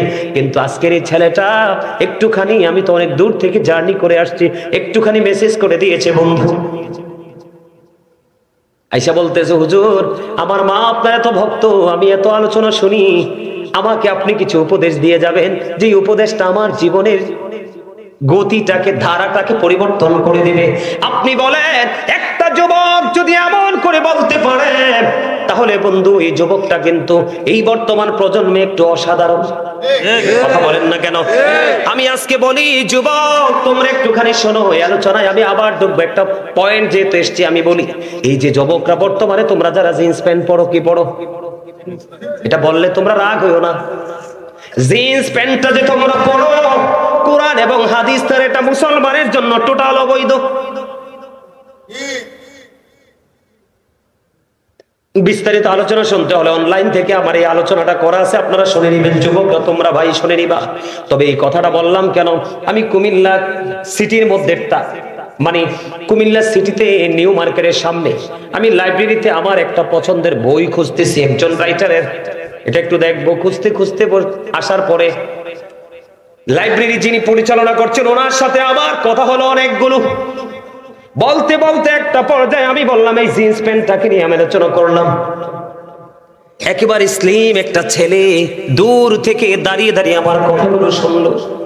কথা যখন বক্তব্য শেষ হয়ে গেল, আমরা দুজন ফ্রি হয়ে গেলাম। ছেলেটা আমার কাছে ধীরে ধীরে হেঁটে হেঁটে আসলো। আসার পরে বলল হুজুর আমার একটা দরখাস্ত আপনার কাছে, আমাকে ভালো করে উত্তর দেবেন। আমি কই বলো। হুজুর আমি এই জীবনে আমি কিন্তু একটা মানে ইন্টারমিডিয়েটে পড়ি, আমার অনেক জিন্স প্যান্ট, আমি জিন্স প্যান্ট ছাড়া কোনোদিন অন্য কোনো প্যান্ট পরিনি হুজুর। আপনার বক্তব্য আমি দূর থেকে দাঁড়িয়ে দাঁড়িয়ে শুনলাম, আপনি বলে দেন আজকে থেকে যদি আমি এই প্যান্টগুলো সবগুলো পরিয়ে ফেলি আমার এতদিনের অপরাধ আল্লাহ ক্ষমা করবে কিনা। আমি বললাম আল্লাহ চায় বান্দার মধ্যে তাকওয়া আসুক। আমি বললাম তুমি আজকে থেকে যদি এই পোশাকটাকে চেঞ্জ করতে পারো অবশ্যই তোমার অতীতের গুণ আল্লাহ মাফ করে দিবে। কারণ আল্লাহ কথা দিয়েছে আল্লাযীনা আমানু, যারা ঈমান এনেছে, ওয়া কানু ইয়াত্তাকুন, এবং তাকওয়া অবলম্বন করেছে মানে অন্তরে ভয় সঞ্চয় করেছে। আল্লাহ বলেছেন লাহুমুল বুশরা, তাদের জন্য সুসংবাদ, ফিল হায়াতিদ দুনিয়া, দুনিয়ার জীবনে, ওয়া ফিল আখিরা, এবং পরকালের জীবনে। জোরে জোরে সুবহানাল্লাহ। তবে এইটুকু বলবো, পোশাক নিয়ে আলোচনা আমার মিশন না। ইমাম হুসাইনের কাছে যেহেতু ওনারা ইয়াং মেনদের কি হবে, লিডার হবে। এই যে যুবক বন্ধু আমার দিকে তাকাও, আল্লাহ আমি আগেই বলেছি মানুষকে আল্লাহ সুন্দর করে বানাইছে। আল্লাহ কয় মানুষ রে তোমাদেরকে সুন্দর রাখার জন্য আমি পোশাকও দিয়েছি। 3 শ্রেণীর পোশাক দিয়েছে বন্ধু। কয় শ্রেণীর? তিন ধরনের। একটা হলো লজ্জাস্থান ঢাকার পোশাক, আরেকটা হলো সাজের পোশাক, আরেকটা হলো তাকওয়ার পোশাক। আল্লাহ কোরআনে বলেছেন লিবাসুত তাকওয়া যালিকা খায়র, আল্লাহর কাছে সবচেয়ে উত্তম পোশাক হলো তাকওয়ার পোশাক। নারীর যেমন ফরজ আছে পুরুষেরও তেমনি ফরজ আছে। এই যে উপর দিয়ে নাভি বরাবর পুরুষের ফরজ পোশাক, পর্দার সিস্টেম, উপর দিয়ে নাভি বরাবর অথবা নাভির উপরে নিচের দিক দিয়ে থাকবে টাকনোর উপরে। এই কন্ডিশনে পোশাক পরা একটা মুসলমানের যে পুরুষের জন্য ফরজ। এটার বাইরে গেলে বন্ধু বুখারী শরীফে আসছে জাহান্নামে চলে যেতে হবে শুধুমাত্র এই প্যান্ট বা লুঙ্গি বা পায়জামা বা ট্রাউজার এটা পরার কারণে, শরীয়তের সীমানাকে ওভারটেক করার কারণে। সবচেয়ে বড় বিষয় হলো, সবচেয়ে বড় লজ্জাজনক বিষয় হলো, যেই ছেলেটা জিন্স প্যান্ট পরে নামাজ পড়ে গেঞ্জি অথবা শার্ট লাগাইছো পরে, আমি নিজে দেখছি রুকুতে গেলে পিছন দিক দিয়ে লজ্জাস্থান দেখা যায়। আল্লাহ কয় আমি পোশাক দিছি লজ্জাস্থান ঢাকার জন্য, তুমি তো পোশাক পরার পর তোমার লজ্জাস্থান ওপেনিং হয়ে গেল। তুমি কখনোই পর্দা করা পুরুষ নয়, তুমি উলঙ্গ পুরুষ। সেই জায়গাটা নিয়ে আলোচনা করলে আপনারা চিন্তায় যারা বিবেকবান আপনারা আতঙ্কিত হয়ে যাবেন, ভয় পেয়ে যাবেন। বলো হুজুর এই বুঝি ধর্মের সিস্টেম গো, এই বুঝি কোরআন হাদিসের বিধান, আমরা এর থেকে কত দূরে, কেমন করে আমরা সফলতা অর্জন করব? অনেক লম্বা ঘটনায় পোশাক নিয়ে নারী পুরুষের আলোচনা আছে, ওখান থেকে শুনবেন, সেই দিকে আমি যাই না। ইমাম হাসান হুসাইনও তো যুবক ছিল রে, আমরাও তো যুবক। ওরা কি করেছে, আমরা কি করছি? কেমন করে তাদেরকে আমরা নেতা হিসাবে পাবো? নেতা কিন্তু তখনই তার প্রজার দিকে, তার সহকর্মীর দিকে তাকায়, যেই প্রজা তার কথা মতো চলে, যেই সহকর্মী তার কথা মতো চলে। কথা বলেন না কেন বন্ধু? বলতে চেয়েছিলাম ইমাম হাসান হুসাইন 2 ভাই বন্ধু হাতের লেখা লিখলেন। হাতের লেখা লিখতে লিখতে 2 ভাই বন্ধু হাতের লেখা নিয়ে নবীজির কাছে গেলেন। নানা গো বলে দাও না কার লেখা বেশি সুন্দর? নবীজি বললেন তোমার বাবার কাছে যাও। বাবা হযরত আলীর কাছে চলে গেল রে। আলীর কাছে যাওয়ার পরে আলী ডাক দিয়ে বললেন, ছোট্ট করে বলছি আমার অনেক আলোচনা বাকি বন্ধুরে আমার। এবার আলী বললেন তোমার মায়ের কাছে যাও। বন্ধু খেয়াল করবে ইমাম হাসান হুসাইনের মর্যাদা, তাদের ভালোবাসা কতটুকু। এবার কি করলেন, মা খাতুনে জান্নাত ফাতেমার কাছে চলে গেলেন। যাওয়ার পরে বন্ধু এবার কিনে কি করলেন, মা ফাতেমা ডাক দিয়ে বললেন বাবা, বাবা গো আমার কাছে খেয়াল করেন। মা ফাতেমা ডেকে ডেকে বলছে বাবা গো আমার কাছে 7টা মতি আছে। কয়টা? আমার কাছে 7টা মতি আছে গো। তোমরা যে যত বেশি কুরাতে পারবে তোমরা তত বেশি সুন্দর লেখা, যে যত বেশি কুরাবে তত বেশি সুন্দর করে বিবেচিত হবে। এদিক দিয়ে মা ফাতেমা ফয়সালা দিলেন 2 ভাইকে। আল্লাহ রাব্বুল আলামিন এবার জিব্রাইলকে ডেকে বলে যা জিব্রাইল জলদি চলে যাও, ওই ফাতেমার বাড়ি চলে যাও, ফাতেমার বাড়ি চলে যাও। ফাতেমার বাড়ি চলে আসলেন জিব্রাইল, দেখেন তাদের 2 ভাইয়ের সম্মান মর্যাদা। এবার মা ফাতেমা একটু একটু করে মুতি নিক্ষেপ করতে শুরু করলো। 3টা করে 6টা 2 ভাই কুড়িয়ে নিল। আর বাকি আছে কয়টা? একটা বাকি আছে বন্ধু। আমার আল্লাহ জিব্রাইলকে ডাক দিয়ে বলে, জিব্রাইল, ফাতেমা যখন মতিটা নিক্ষেপ করবে রে, তখন তুমি এটাকে দুইটা টুকরা করে দুই ভাইয়ের ভাগে দিয়ে দিও। মা ফাতেমা মতিটা নিক্ষেপ করতে দেরি রে, অটোমেটিক্যালি মতিটা দুইটা টুকরা হয়ে দুই ভাইয়ের ভাগে বন্ধু চলে গেল। আর দুই ভাইয়ের ভাগে যখন চলে গেল, মা ফাতেমা ফয়সালা দিল, বাবা কারো লেখা বেশি কারো লেখা কম এমনটি নয়, আমরা দুই ভাইয়ের হাতের লেখাই সমান সুন্দর। জোরে জোরে বলুন না সুবহানাল্লাহ। শুধু এমনটি নয় রে, ও বন্ধু হৃদয়ের জানালা খুলে তোমরা সব, ও বেংরাব গ্রামের আমার ভাই আমার বাবা গো, মা বোনদেরকে কত প্রতিশ্রুতি দাও সন্তানকে, কিন্তু প্রতিশ্রুতি শেষ পর্যন্ত রাখতে পারো না। আর মা ফাতেমা এবং তার সন্তান কত দামি রে। ছোট্ট ছেলে হুসাইন খেলতে রওনা দিয়েছে। একদিন খেলতে যাওয়ার সময় মা ফাতেমার গলা জড়িয়ে ধরলেন, গলা জড়িয়ে ধরে ডেকে ডেকে বলছেন, মা গো আজকে খেলতে যাব, খেলা শেষ করে আসার পরে আমাকে আপেল খাওয়াতে হবে। মা ফাতেমা হুট করে বলে ফেললেন, বাবা বাবা গো যাও তুমি খেলা শেষ করে আসো, আমি মা কথা দিলাম খেলা শেষ করে আসার পরে আমি তোমাকে আপেল খাওয়াবো। এবার বন্ধু মা ফাতেমা ইমাম হুসাইনকে প্রতিশ্রুতি দিয়ে দিলেন, চলে গেল। কিন্তু ইমাম হুসাইন যখন চলে গেল, প্রস্থান করলো, প্রস্থান করার পরে মা ফাতেমার মধ্যে হঠাৎ করে একটা চিন্তা চলে আসলো, আমি যে আমার কলিজার টুকরা হুসাইনকে বলে দিলাম খেলা শেষ করে আসলে আপেল দিব রে, আমি আপেল দিব কোত্থেকে, কারণ মদিনার কোথাও তো আপেল নাই। জোরে জোরে করুন আল্লাহু আকবার।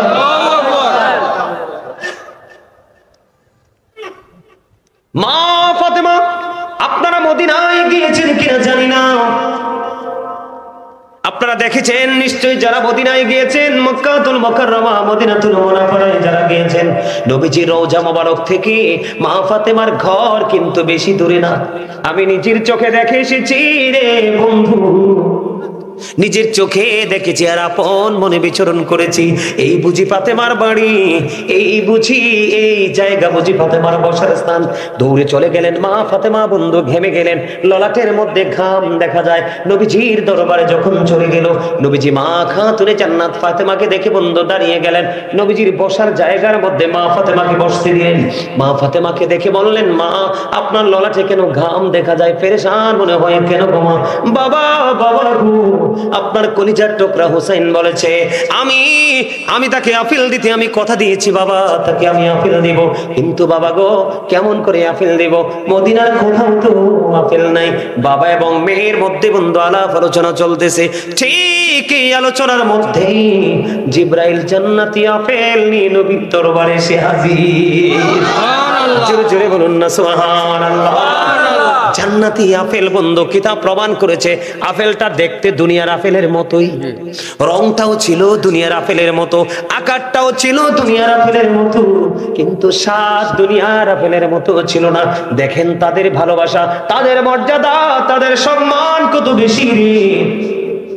এবার কি করলেন, জিব্রাইল বললেন, ইয়া রাসূলুল্লাহ ইয়া হাবিবাল্লাহ নবী গো, আমার কি লাগবে? দুইটা বাটি লাগবে, একটা চাকু লাগবে। দুইটা বাটি। মা ফাতেমা জলদি করে চলে গেলেন বন্ধু মায়েশার ঘরে, ওখান থেকে গিয়ে দুইটা বাটি আনলেন, একটা চাকু আনলেন। খেয়াল করবেন এবার কি করলেন, জিব্রাইল একটা আপেলকে অর্ধেক করলেন, অর্ধেক করে প্রাণীর নবীর হাত মোবারক অর্ধেকটা দিয়েছেন, ইয়া রাসূলুল্লাহ এটা সবাই মিলে ভক্ষণ করবে। আর অর্ধেকটা আপেল একটা বাটির মধ্যে রাখিয়া আর একটা বাটি দিয়ে বন্ধ ঢাকনা দিয়ে চলে গেলেন জিব্রাইল নবীজির কাছে। কানে কানে প্রেমময় বক্তব্য দিয়ে জিব্রাইল চলে গেলেন। ইমাম হুসাইন চলে আসলো, মা ফাতেমা তার ঘরে চলে গেল। মা ফাতেমা আসার পরে ইমাম হুসাইনকে যখন আপেল দিল, ইমাম হুসাইন এবার আপেলকে আশ্চর্য হয়ে গেল। মা মা গো, আমার জীবনে কোনোদিন এমন মজার আপেল আমি ভক্ষণ করিনি। মা গো, কোথা থেকে তুমি আপেল এনেছো? এখন থেকে প্রতিদিন আমাকে আপেল দিতে হবে। জোরে জোরে সুবহানাল্লাহ। মা ফাতেমা একটা ডাক দিয়ে বললেন, বাবা বাবা গো, এই আপেল তো আমি ব্যবস্থা করিনি, তোমার নানার কাছে চলে এসেছে আপেল জান্নাত থেকে। এবার দৌড়ে চলে গেল নানার কাছে। নানা এই আপেল এত মজার, এতদিন কেন দাওনি? এখন থেকে প্রতিদিন আমাকে মজার আপেল দিতে হবে। জোরে জোরে কন্যা সুবহানাল্লাহ। নবীজি বললেন, না না গো, তোমার প্রতিদিনের আপেলের ব্যবস্থা হয়ে যাবে। ও বন্ধু, সবচেয়ে বড় মজার কথা হলো রে, ওই যে বলেছি জিব্রাইল আমার নবীজির সাথে প্রেমময় বক্তব্য দিয়ে গেছেন। তিনি বন্ধু বলে গেছেন, এই অর্ধাংশ যে আপেল বাটির মধ্যে রেখে দিয়েছে, এটা প্রতিদিন একবার করে ঢাকনা সরাবো। আজকের দিনে সবাই আপেল খাইলো, দিন চলে গেল বন্ধু, রাত্র ফুরিয়ে গেল। সকাল যখন হলো, সময় মতো মা খাতুনে জান্নাত ফাতেমা ওই বাটিটা সরাইয়া দেখে বন্ধু, ওই অর্ধাংশ আপেল পুরো আস্তা হয়ে আছে। জোরে জোরে বলেন না সুবহানাল্লাহ। আর জোরে জোরে বলেন না সুবহানাল্লাহ। আপেল রাখছে কি? এবার দেখলেন পুরো আপেলটা গোটা হয়ে আছে। জিবরাইল রাসূলকে বলে গেছে, ইয়া রাসূলুল্লাহ, এই দিক দিয়ে প্রতিদিন একবার করে ডাকটা সরাবে, এই দিক দিয়ে আপেলটা গোটা হয়ে থাকবে, অর্ধেকটা কেটে আপনারা সবাই খাবেন। আর যেমন করে আমি অর্ধেকটা বাটির মধ্যে রেখেছি গো, এই অর্ধেকটা প্রতিদিন ঢাকনা সরাবেন বন্ধু। আজকের দিন চলে গেল, আপেল কিন্তু একটাই। আজকে যে খাইছে ওই মজা, ওই যেদিন পরের দিন খাইলেন দেখে পরের দিন এই রকম না, পরের দিন ভিন্ন রকমের স্বাদ। জোরে জোরে সুবহানাল্লাহ। কি করলেন মা খাতুনে জান্নাত ফাতেমা, আজকে আবার অর্ধাংশ বন্ধু একটা বাটির মধ্যে রেখে দিলেন। ঢাইকা যখন রেখে দিল, আবার বন্ধু দিন চলে গেল, রাত্র চলে গেল। পরের দিন যখন দিন শুরু হলো, মা ফাতেমা আবার ঢাকনাটা সরায় দেখে পুরো আপেলটা আবার রাস্তা হয়ে আছে। জোরে বলেন না আল্লাহু আকবার। আল্লাহু আকবার। আবার মা ফাতেমা বন্ধু অর্ধেকটা কাটলেন আর অর্ধেকটা ঢেকে রেখে দিলেন। এমনি করে করে বন্ধু আজকে আপেল খাইলেন। গত 2 দিনের মতো নয়, আজকে আপেলের স্বাদও পুরো ব্যতিক্রম। এমনি করে করে 2 বছর কিতাব প্রমাণ করেছে বন্ধু, 2 বছর আপেলের ঢাকনা সরাইলে গোটা, আপেলের ঢাকনা সরাইলে বন্ধু আস্তা হয়ে যায়। এমনি করে করে 2 বছর পর্যন্ত ঢাকনা সরালো। ঢাকনা সরানোর পরে দেখলেন আপেলটা পুরো গোটা হয়ে আছে। 2 বছর পরে বন্ধু আপেলটা অদৃশ্য হয়ে যায়। জোরে জোরে সুবহানাল্লাহ। ইমাম হুসাইনের দাম এমন, আমার নবীজি মসজিদের মধ্যে খুতবা দিতেছিলেন বন্ধু, এমন সময় দেখলেন ছোট্ট হুসাইন 2 ভাই হেলে দুলে আসতেছে। আমাদের খুতবা দেওয়ার গুরুত্ব কত বেশি আর তাদের মর্যাদা কত বেশি বন্ধু। ইমাম হুসাইন দেখলেন, নবীজি দেখলেন তারা হেলে দুলে আসতেছে, মনে হয় যেন পড়ে যাবে। এমন অবস্থা দেখে নবীজি খুতবা দেওয়া বন্ধ করে ইমাম হুসাইনকে ওখান থেকে তুলে নিয়ে এসেছেন। জোরে জোরে পড়না সুবহানাল্লাহ। এই ইমাম আইয়ুহাল্লাযীনা আমানু ও আনফুসাকুম ও আহলিকুম নার, আল্লাহ বলেছেন, O believers, save yourself and your families from the fire. আল্লাহ বান্দাদেরকে ডেকে ডেকে বলেছে, মুমিন তুমি জাহান্নাম থেকে বাঁচো এবং তোমার পরিবারকে আহলকেও জাহান্নাম থেকে বাঁচাও। এবার আপনি প্রশ্ন করতে পারেন বন্ধু বলে, হুজুর আমি কেমন করে বাঁচবো এবং আমি আমার পরিবারকে কেমন করে বাঁচাবো? আল্লাহর হাবিব একটা সোজা রাস্তা আপনাকে আমাকে দেখিয়ে দিয়েছে। আল্লাহর হাবিব জানিয়ে দিয়েছে, আদিবু আওলাদাকুম আলা তালাতি খিসালিন হুব্বি নাবিয়িকুম ওয়া হুব্বি আহলি বাইতিহি ওয়া আলা কিরাআতিল কুরআন। আপনারা আমার প্রাণের নবী হাদিস শরীফের মধ্যে এসেছে, এটা হাদিস শরীফ বন্ধু। নবীজি বলেছেন, তোমরা তোমাদের সন্তানদেরকে 3টি বিষয় শিক্ষা দাও। কয়টি? হাত তুলে দেখান সবাই সবাই, কারণ এটা হচ্ছে এক্সারসাইজ। 3টি বিষয় শিক্ষা দাও। এর মধ্যে ফার্স্ট টাইম কোনটা? রাসূল বলেছেন, হুব্বি নাবিকুম is the love of the prophet. তোমরা তোমাদের প্রাণের নবীর ভালোবাসা শিখাও, কারণ এই ভালোবাসা তোমার আমার জন্য ফরজ। আর নবীর প্রেমের মধ্যে রয়েছে প্রত্যেকটা আল্লাহ পাওয়ার নিদর্শন। এরপরে বন্ধু, এরপরে বলেছেন হুব্বি আহলি বাইতিহি। আল্লাহর হাবিব জানিয়ে দিয়েছেন, টিচ ফ্যামিলি লাভ, তোমরা নবীর পরিবারের ভালোবাসা শিখাও। এই ভালোবাসাটাও ফরজ, এটা তোমার আমার জন্য ফরজ। এরপরে বলেছেন, ওয়ালা কিরাতিল কুরআন, learn to recite the holy Quran. তোমরা তোমাদের সন্তানদেরকে কোরআন তেলাওয়াত শেখাও। জোরে জোরে করুন না সুবহানাল্লাহ। আমি আজকে কোরআন নিয়ে আলোচনা করব না, আমি আমার নবীকে নিয়ে আলোচনা করব না। আপনাকে আমি আপনার আমার প্রাণে নবীর আহলে বাইত, নবীর পরিবার, পাক পাঞ্জাতন, নবীর পরিবার নিয়ে আজকে আলোচনা করব। আপনারা সবাই জানেন রাসূলের পরিবারের মধ্যে কলিজার টুকরা অন্যতম হলো ইমাম হুসাইন। এরে বিংরাবুর যুবক, আমার বন্ধুরা, তোমরা কেমন করে দোকানে আছো, ঘুরে আছো, কেমন করে বাইরে ঘুরছো? একটা বার তোমাদের মনের মধ্যে আসে না কেন হুজুরদেরকে কেন দাওয়াত দিয়ে মাহফিলে আনা হয়? কেন তাদেরকে কেন্দ্র করে তো বিশাল আয়োজন করা হয়? এটা রহস্য কি, মানে কি?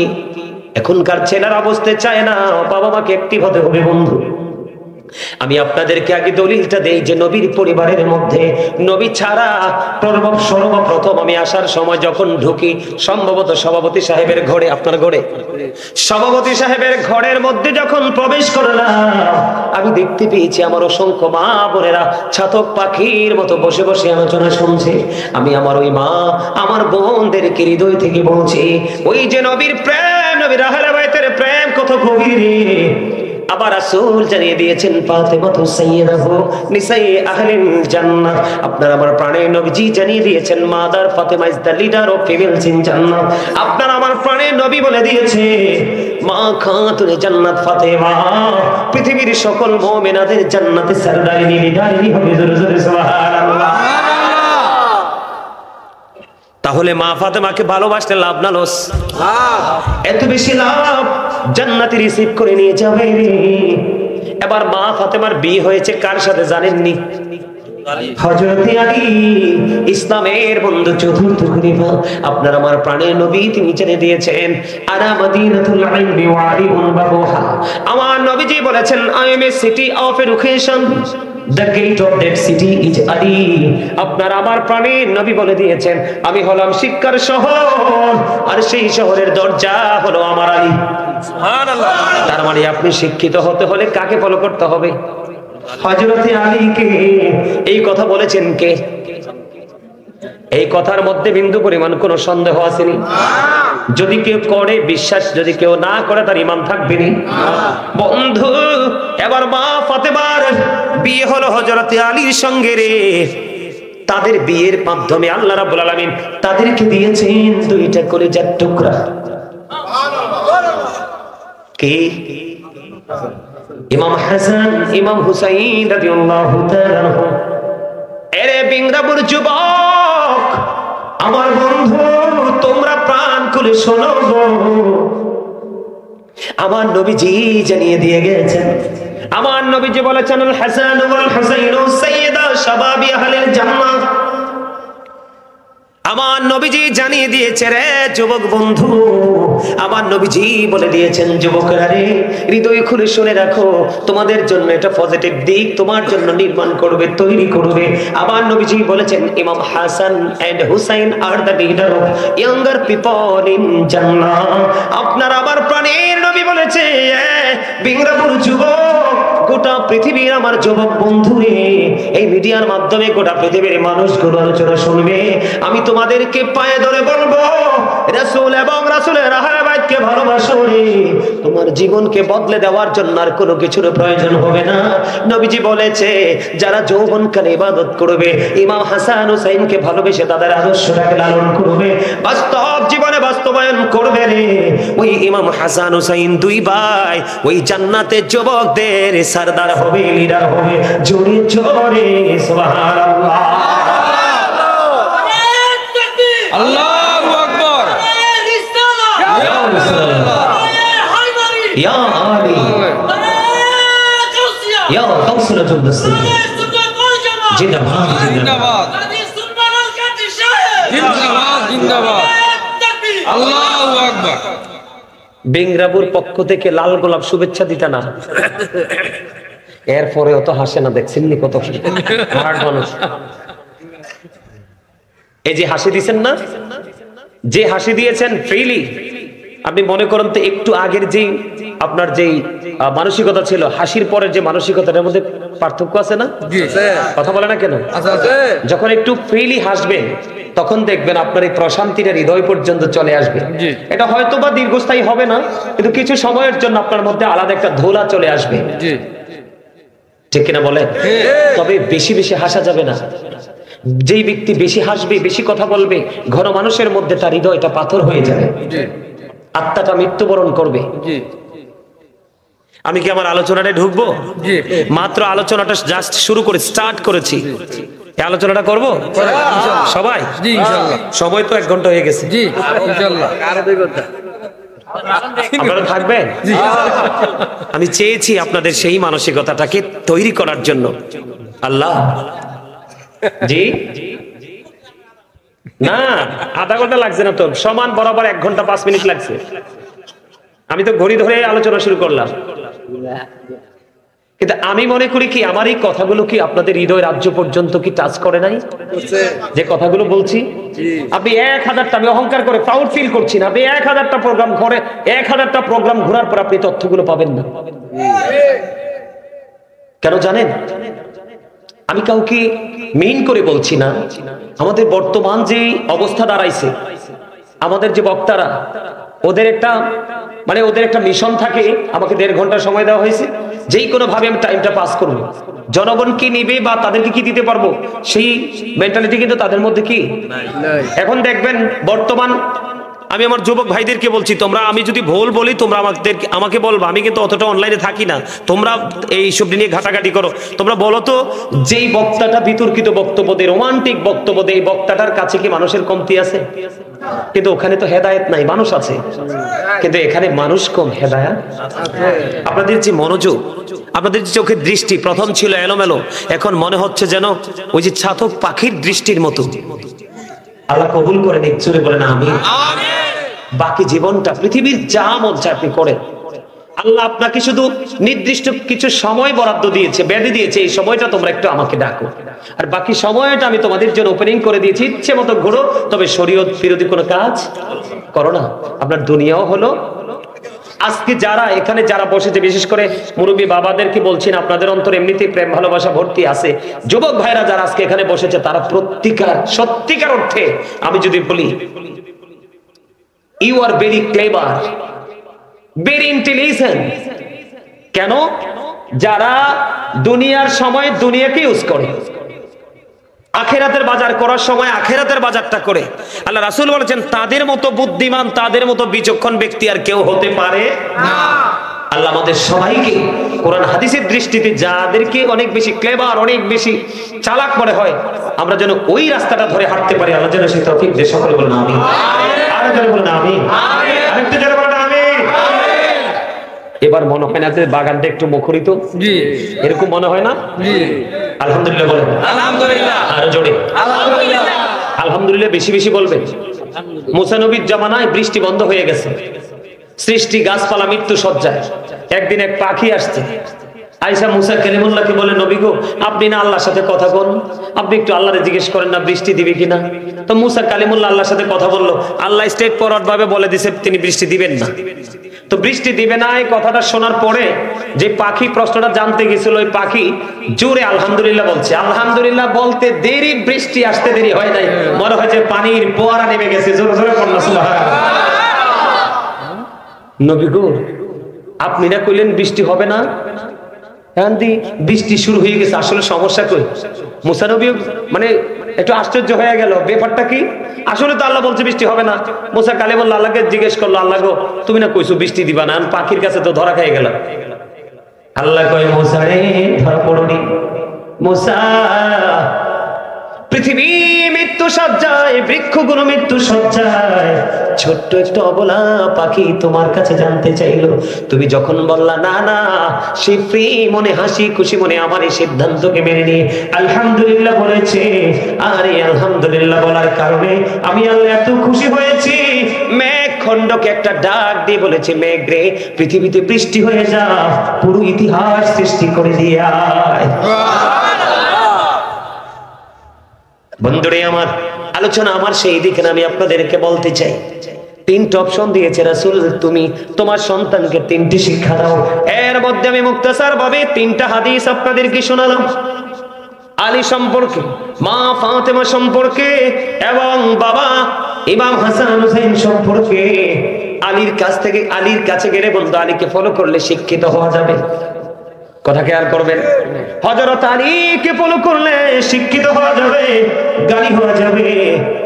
মা ফাতেমাকে ফলো করলে নারীরা শিক্ষিত হয়ে যেতে পারবে, আর ইমাম হাসান হুসাইনকে ফলো করলে যুবকরা বন্ধু শিক্ষিত হয়ে যেতে পারবে। এদিক দিয়ে বাবা মা সন্তান উভয় শিক্ষিত হতে পারবে। ওই নবীর আহলে বাইত থেকে জোরে জোরে কন্যা সুবহানাল্লাহ। জায়গাটা অত্যন্ত মজার কিনা? আমার কাছে মনে হয় ভেরি সুইট। কথা বলেন না কেন বন্ধু? এবার আসেন